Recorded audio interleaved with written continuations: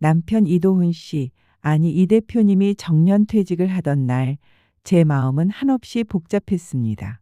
귓가에는 떠들썩한 퇴임식 환호 소리가 맴돌았지만 제 속은 마치 겨울바람이 스치는 듯 서늘했죠. 이제 막 60을 넘긴 나이에 인생의 큰 한 단락이 마무리된다는 사실이 마냥 기쁘지만은 않았습니다. 지난 세월 밤낮 없이 회사에 몸바치며 앞만 보고 달려왔던 그의 인생이 이제야 좀 숨통이 트이나 싶다가도 앞으로 어떤 길을 가야 할지 알 수 없다는 미지의 불안감이 저를 휘감았습니다. 저는 남편의 옆에 서서 애써 환한 미소를 지었지만 제 안에서는 작은 파도들이 끊임없이 일렁였습니다. 30년 가까이 해왔던 일이 사라진 자리에 무엇이 들어설까? 그동안 바쁘다는 핑계로 돌보지 못했던 저희 부부의 관계는 또 어떻게 될까? 아이들은 이제 다 컸지만 경제적인 부담은 여전했기에 막막함이 밀려왔습니다. 그러던 어느 날 퇴직금 통장을 멍하니 바라보던 남편의 눈에서 문득 불꽃이 튀는 것을 보았습니다. 식탁에 앉아 갑자기 불쑥 던진 한마디. 지은아, 우리 치킨집 차릴까? 그의 얼굴에는 생전 처음 보는 열정이 가득했습니다. 평생을 사무실에 앉아 숫자만 보던 사람이 갑자기 치킨이라니요. 저는 순간 너무 당황해서 말을 잇지 못했습니다. 여보, 지금 무슨 소리 하는 거예요? 갑자기 치킨집이라니요? 남편은 저의 당황한 기색도 아랑곳하지 않고 신이 나서 설명을 이어갔습니다. 요즘 은퇴하고 치킨집 많이 한다잖아.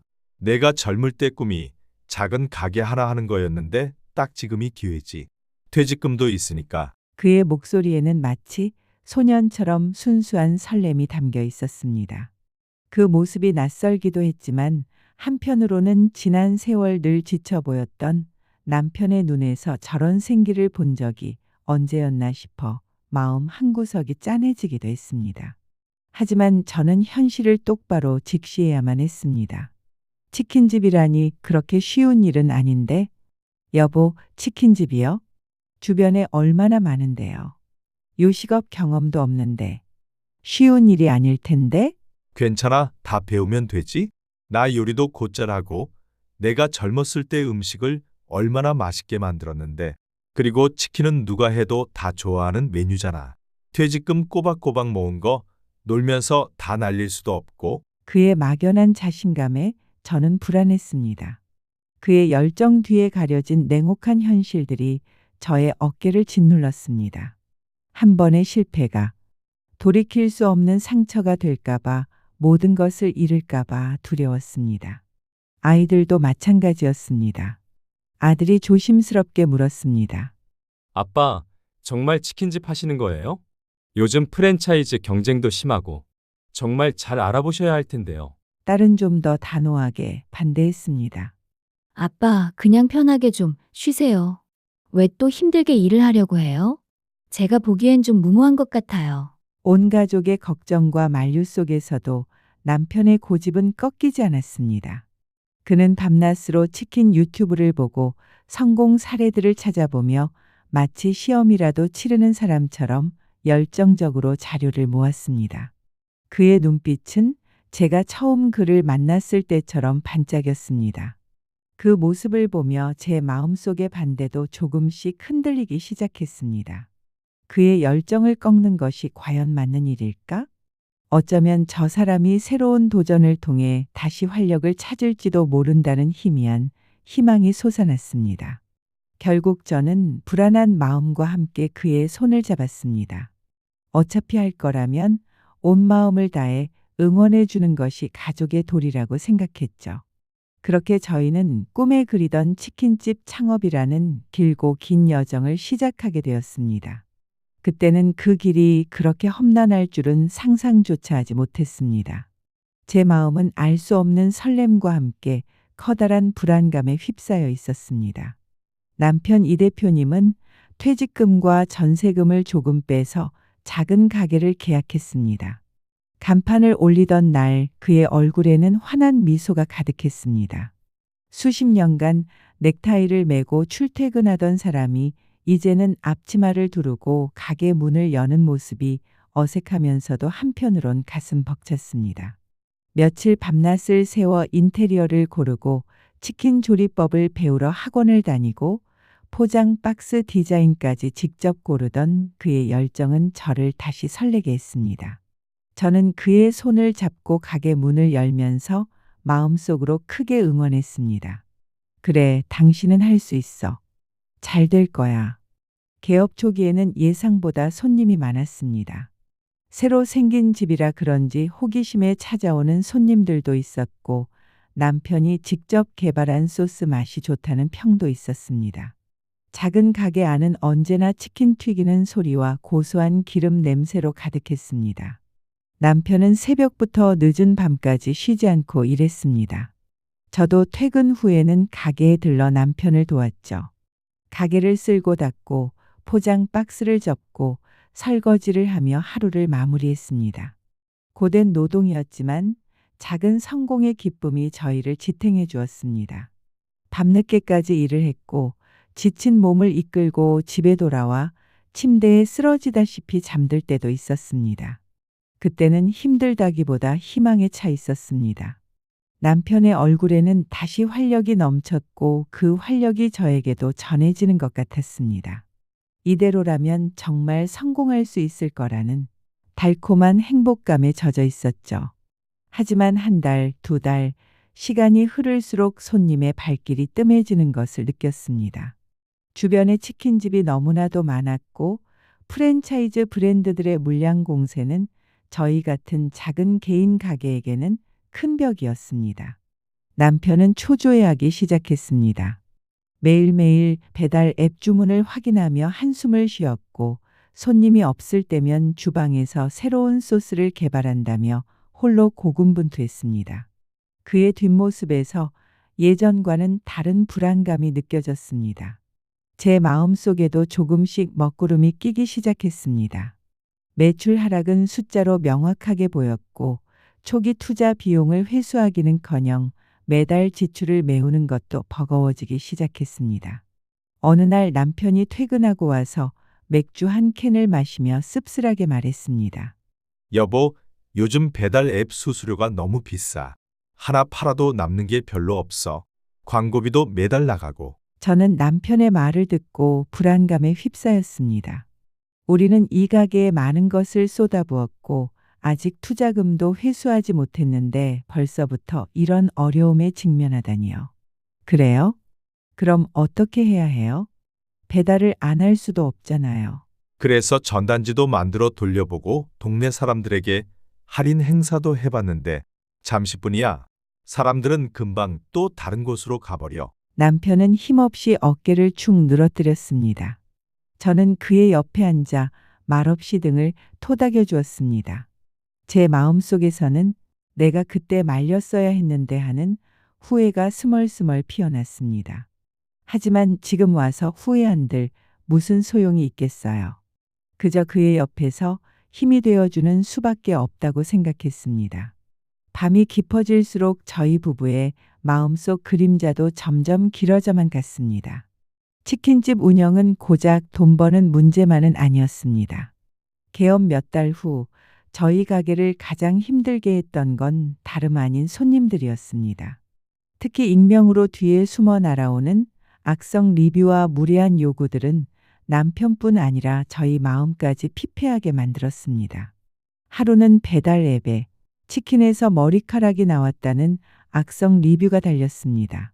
저는 깜짝 놀라 주방 위생에 더욱 신경 썼지만 남편은 리뷰를 읽자마자 격분했습니다. 이건 정말 아니야.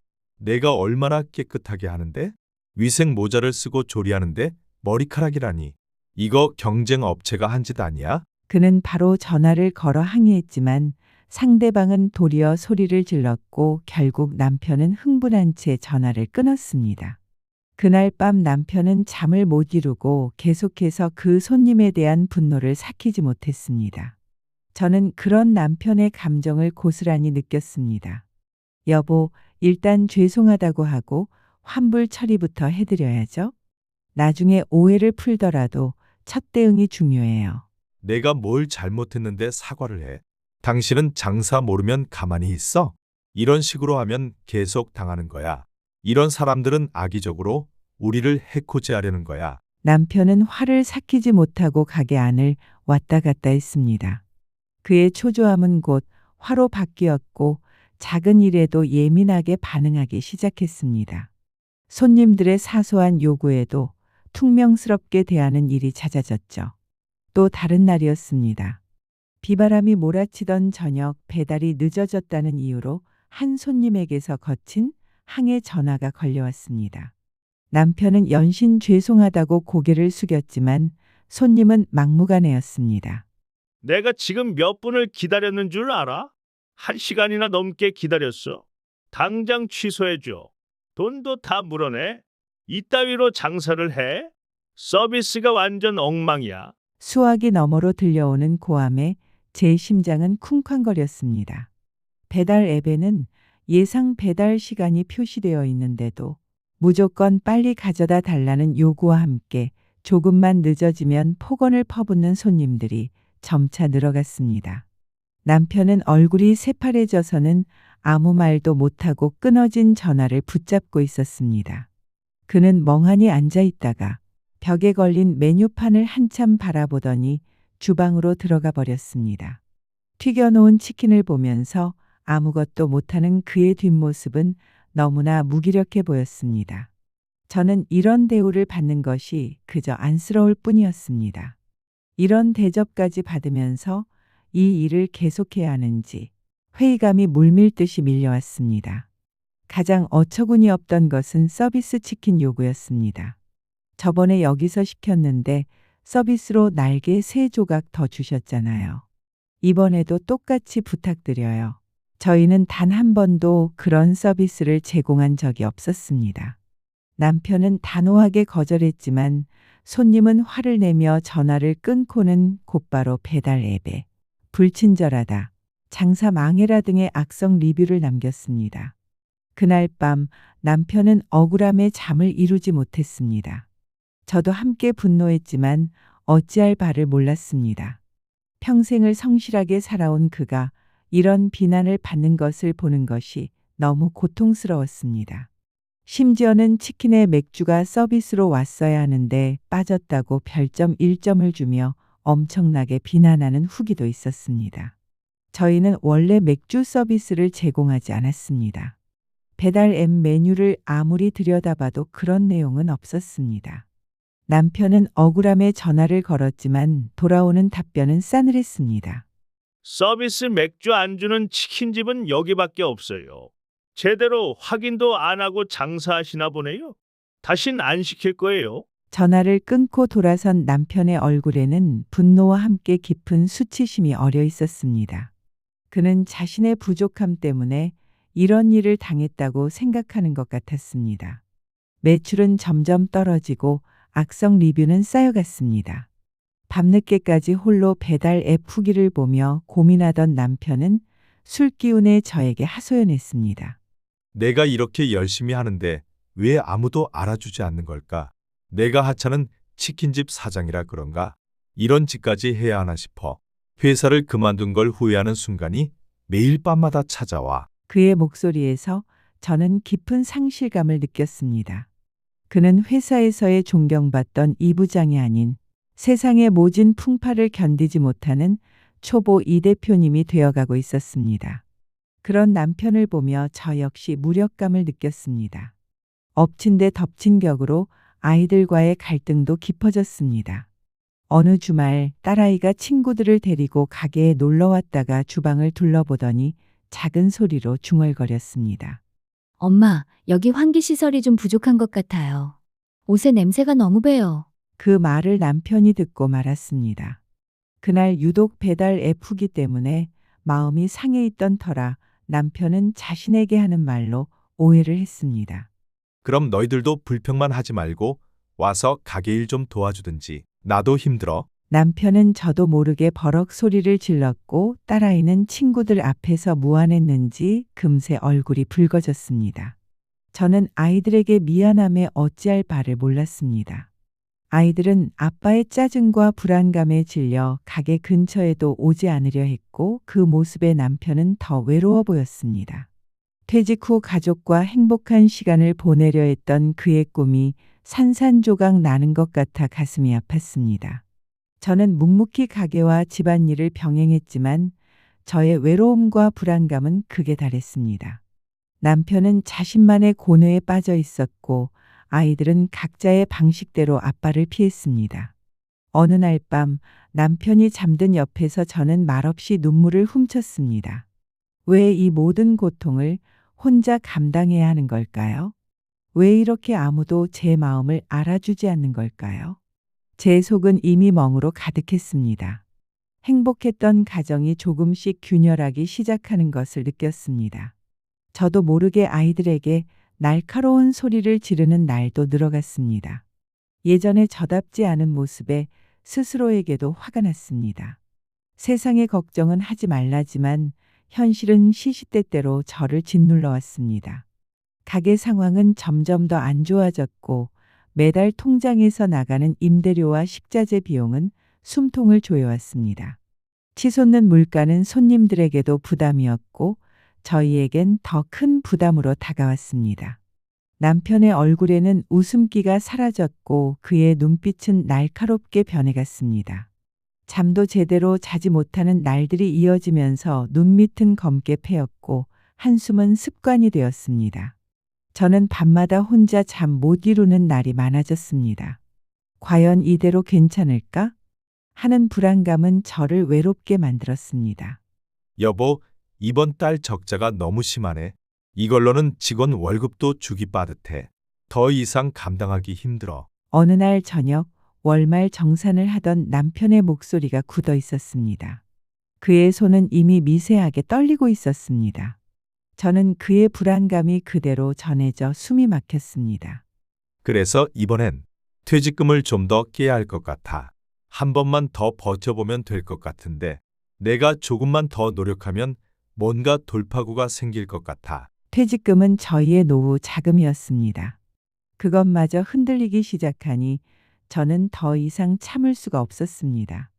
이제 저는 화를 넘어 두려움에 사로잡혔습니다. 또요? 벌써 몇 번째예요. 여보, 이렇게 계속 버티기만 하는 게 맞는 거예요? 퇴직금은 이제 바닥나고 있잖아요. 이제 저희 노후는 어떻게 하려고요? 저한테 말 한마디 없이 마음대로 하다가 이렇게 돼버리면 우리는 어떻게 되는 거예요? 제 목소리에는 그동안 쌓여있던 불안감과 서운함 그리고 깊은 실망감이 뒤섞여 터져나왔습니다. 남편은 저희 말에 더욱 얼굴을 굳어졌습니다. 그의 눈빛에는 패배감과 함께 저를 향한 원망이 비치는 것 같았습니다. 당신은 나 못 믿어. 내가 이러려고 죽으림을 다해 일하는 줄 알아. 조금만 더 기다려줘. 내가 이번엔 꼭 성공할 거야. 당신도 조금만 더 믿어주면 안 되는 거야? 그의 목소리에는 마치 궁지에 몰린 사람처럼 절박함이 묻어 있었습니다. 그 절박함은 저에게 화가 되어 다가왔습니다. 사랑하는 남편이었지만 그 순간만큼은 그의 무모함이 너무나도 미웠습니다. 말다툼은 거칠게 오갔고 밤늦게까지 이어진 싸움은 서로에게 깊은 상처만 남겼습니다. 싸움이 끝난 후 저는 침대에 홀로 누워 눈물을 흘렸습니다. 제 옆에는 늘 든든했던 남편이 아니라 알 수 없는 타인이 누워 있는 것만 같았습니다. 너무나 외롭고 고통스러웠습니다. 아이들도 부부싸움 소리에 잠 못 들었을 생각에 미안한 마음이 들었습니다. 저희 가정은 더 이상 행복했던 보금자리가 아니었습니다. 매일매일 치킨집에서 지친 모습으로 돌아오는 남편을 보면 제 마음은 더욱 아팠습니다. 굽었던 등은 더 굽어진 것 같았고 얼굴에는 피곤한 기색이 역력했습니다. 저는 애써 그의 앞에서 밝은 척했지만 제 속은 시꺼멓게 타들어가고 있었습니다. 이제는 화를 낼 기운마저 없었습니다. 그저 모든 상황이 너무나도 당황스럽고 받아들이기 힘들었습니다. 왜 우리는 이렇게까지 와야 했을까? 계속해서 자문했습니다. 가게 문을 닫는 순간이 오지 않기를 바랐지만 동시에 이 지옥 같은 시간이 빨리 끝나기를 바라기도 했습니다.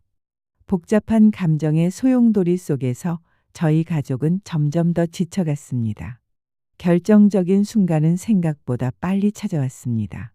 직원들의 밀린 월급을 감당할 수 없을 지경에 이르렀고 식자재 외상 대금은 하늘 높은 줄 모르고 쌓여갔습니다. 밤마다 잠을 설치고 스트레스성 위험에 시달리던 남편은 어느 날 가게에서 쓰러지고 말았습니다. 심한 위출혈로 인해 응급실에 실려갔다는 전화를 받고 저는 심장이 내려앉는 줄 알았습니다. 병원에 달려간 저는 초췌해진 그의 얼굴을 보며 그만 눈물이 왈칵 쏟아졌습니다. 이대로는 안 되겠다고 직감했습니다. 우리는 이 길을 끝내야만 했습니다. 여보, 이제 그만해요. 제발 그만해요. 당신 몸까지 상하면 저는 어떻게 해요? 저희 가족 다 죽으라는 소리예요. 제발 이제 그만해요. 병상에 누워있는 남편에게 제가 처음으로 진심으로 애원하듯이 말했습니다. 그는 저를 멍하니 바라보더니 한참의 침묵 끝에 고개를 끄덕였습니다. 그 고갯짓은 수많은 포기와 절망이 담겨 있는 듯했습니다. 저는 그의 침묵 속에서 알 수 없는 슬픔을 느꼈습니다. 그리고 그 깊은 슬픔만큼 드디어 이 고통이 끝날 수도 있다는 작은 안도감도 함께 밀려왔습니다. 폐업 절차는 생각보다 더 힘들고 복잡했습니다. 가게 안에 집기들을 내다 팔고 사람들과 정산하는 과정 하나하나가 비수처럼 가슴에 박혔습니다. 폐업 신고 서류에 도장을 찍는 남편의 손은 한없이 떨렸습니다. 한때 그의 꿈과 열정으로 가득했던 공간은 점차 텅 비어갔고 고소한 치킨 냄새 대신 묵묵한 적막감만이 맴돌았습니다. 마지막 날, 가게 문을 닫는 남편의 뒷모습은 너무나도 쓸쓸해 보였습니다. 굽었던 등은 더욱 굽어진 듯했고 그의 어깨는 한없이 축 처져 있었습니다. 저는 말없이 그의 뒤를 따랐습니다. 그날 밤 집으로 돌아온 남편은 늦게까지 잠 못 이루고 술을 마셨습니다. 그의 눈가에는 말없이 흐르는 눈물이 보였습니다. 그의 아픔이 고스란히 저에게도 전해졌지만 저는 아무 말도 할 수 없었습니다. 위로의 말도 원망의 말도 할 수 없는 공허한 밤이었습니다. 몇 날 며칠을 폐인처럼 지내는 남편을 보며 저는 화가 났습니다. 동시에 그가 너무나도 불쌍했습니다. 저는 밤늦도록 잠 못 이루고 뒤척였습니다. 우리가 이렇게까지 해야 했나 하는 후회가 물밀듯이 밀려왔지만 이미 엎질러진 물이었습니다. 무엇보다 남편 스스로 이 실패를 받아들이고 일어서는 것이 가장 중요하다고 생각했습니다. 그러던 어느 날 아침 식탁에서 아들이 조용히 말했습니다. 아빠 괜찮아요? 치킨집 문 닫았다고 해서 아빠 인생이 끝나는 건 아니잖아요. 그동안 정말 고생 많으셨어요. 딸도 옆에서 아버지를 향해 응원의 말을 건넸습니다. 맞아요, 아빠. 그동안 고생 많이 하셨어요. 건강이 제일 중요하잖아요. 우리 아빠 최고예요. 아이들의 따뜻한 말 한마디가 메말랐던 남편의 마음에 단비처럼 스며들었습니다. 남편의 굳게 닫혔던 표정이 조금씩 풀리는 것을 보며 저는 안도의 한숨을 내쉬었습니다. 우리는 치킨집을 잃었지만 이 실패를 통해 가족이 얼마나 소중한지 다시금 깨달을 수 있었습니다. 실패는 아팠지만 그 과정에서 얻은 교훈과 가족의 사랑은 어떤 돈보다 값진 것이었습니다. 비록 큰 상처를 입었지만 이 실패를 발판 삼아 다시 일어설 용기를 얻게 되리라는 희미한 희망이 제 마음에 새겨졌습니다. 치킨집 폐업 후 몇 주간 남편은 깊은 슬럼프에 빠져 있었습니다.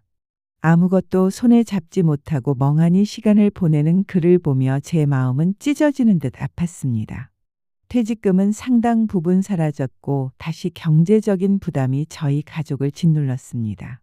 하지만 저는 남편의 손을 잡고 조용히 이야기했습니다.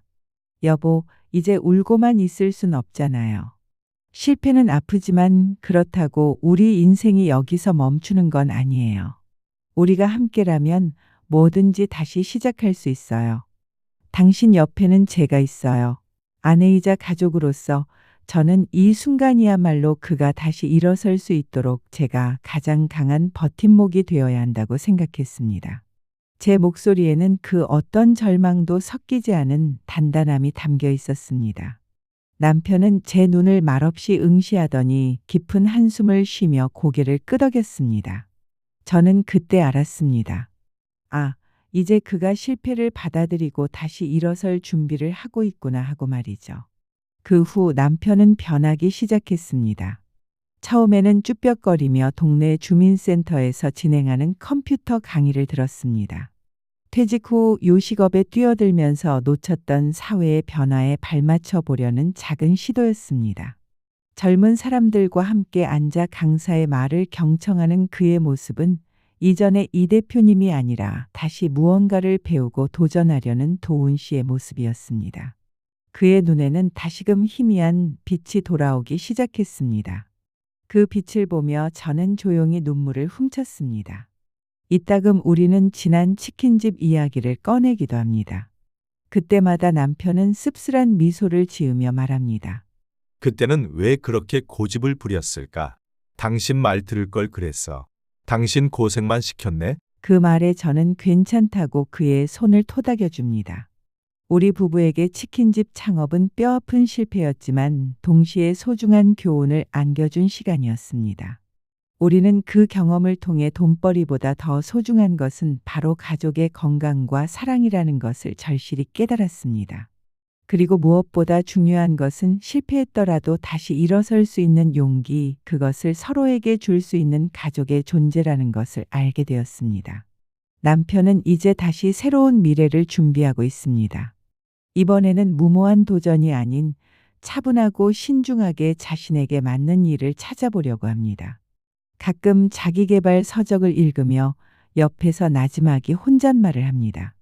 요즘은 이런 분야가 뜬다고? 다시 공부해 봐야겠네. 내 적성에 맞는 건 뭘까? 그의 목소리에는 이제 더 이상 불안감이 아닌 다시 시작할 수 있다는 희망이 담겨 있습니다. 우리는 치킨집의 실패를 통해 바닥까지 떨어지는 좌절을 경험했지만 그 좌절 속에서 오히려 더 단단한 가족애를 얻었습니다. 이 모든 경험은 앞으로 저희 가족이 살아가는 데 있어 그 어떤 어려움도 헤쳐나갈 수 있는 큰 힘이 될 것이라고 믿습니다. 지금 저희 가족은 새로운 희망을 품고 다시 한번 밝은 미래를 향해 나아가고 있습니다. 저의 남편 이도훈 씨의 인생 2막은 이제 정말로 시작되고 있습니다.